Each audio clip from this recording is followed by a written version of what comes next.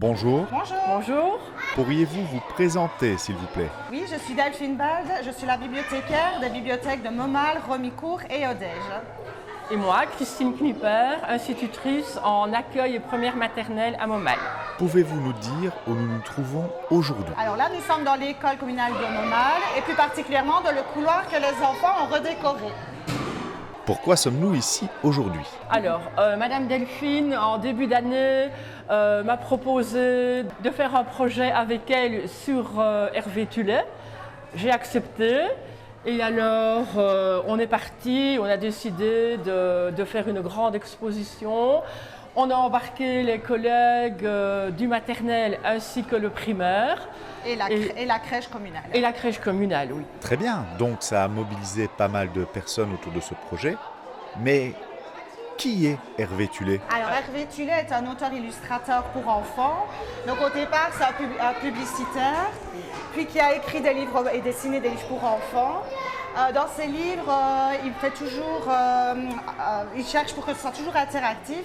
Donc le lecteur est toujours demandé à contribution, il doit appuyer sur des petits points de couleurs et pour faire apparaître un peu de magie. Voilà, il utilise beaucoup les couleurs primaires, c'est pour ça qu'on voit beaucoup du bleu, du rouge et du jaune.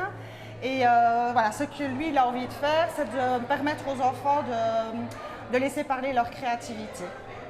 Est-ce que cela a été un projet facile à mettre en place avec les enfants? Alors justement, moi en accueil et première maternelle, fatalement les couleurs primaires, les formes, c'est quelque chose d'important. Et à travers toutes les activités manuelles, tous les bricolages, les peintures que j'ai réalisées, il y avait toujours un objectif, soit une reconnaissance de forme, une reconnaissance de couleur. Oui, et voilà, ils adorent pouvoir tester des choses et en fait ici le but c'était pas vraiment le résultat. Le but c'est vraiment le geste, le processus, de se laisser aller, de tester et de se rendre compte eux-mêmes que même si on ne s'est pas destiné au départ, on sait créer de très belles choses comme ce qu'on voit autour de nous aujourd'hui.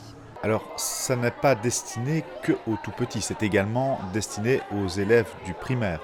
Oui, voilà, donc c'est vraiment pour tout âge. Déjà, les bébés commencent déjà, d'ailleurs la preuve, on a fait des choses avec la crèche. Et les enfants, même de 10, 12 ans, ils trouvent vraiment leur compte. Et je pense que les plus grands pourraient s'amuser aussi. C'est vraiment adaptable à tous les âges. Comment organise-t-on une exposition avec autant d'intervenants? On a d'abord commencé classe par classe avec Madame Delphine qui a visité les classes, je vais dire. On a un petit peu choisi ce qu'on allait faire pour ne pas faire double emploi. Et puis alors, on a demandé l'accord de Monsieur Landrin, notre directeur, l'accord du PE et du collège, oui. Les ouvriers communaux sont venus repeindre les murs en blanc. Et alors, nous, avec les élèves, classe par classe, on est venu décorer. Et là, c'est vraiment super chouette parce qu'ils ont donné, comme tu disais, libre cours à leur créativité. Ils se sont lâchés et ça donne ces super dessins sur les murs. Cette exposition est un peu particulière car effectivement les œuvres ne sont pas que sur les cimaises, que sur des tableaux, elles sont également sur les murs. Voilà, donc cette exposition va rester au cours de quelques années, on espère. Oui. Certains bricolages, comme ce qui est sur les grilles caddies, bon, ça on va les rendre en fin d'année, mais les murs resteront là et on espère qu'il n'y aura pas trop de dégradation et qu'on pourra en profiter encore longtemps. Il y a la fierté de l'avoir fait eux-mêmes aussi. Voilà, ils sont très fiers de ce qu'ils ont fait. Et je crois que ça se voit, qu'ils montrent bien à tout le monde tout ce qu'ils ont fait. Donc voilà. Alors, il y a l'exposition, mais pas que. Est-ce que vous pouvez nous en dire plus? Au niveau des activités, on a prévu certains jeux pour les plus petits, mais aussi pour les plus grands, le château gonflable. Et alors, à partir de 18h, les soupers.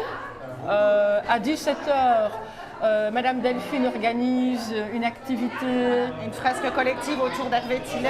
Et alors, il y a aussi d'autres ateliers en libre service aussi pour que les visiteurs puissent tester aussi ce que Hervé Tullet fait. Et alors, à 17h, notre première course de brouette. Bravo à vous et bravo aux enfants pour cette belle exposition. Merci beaucoup. Merci.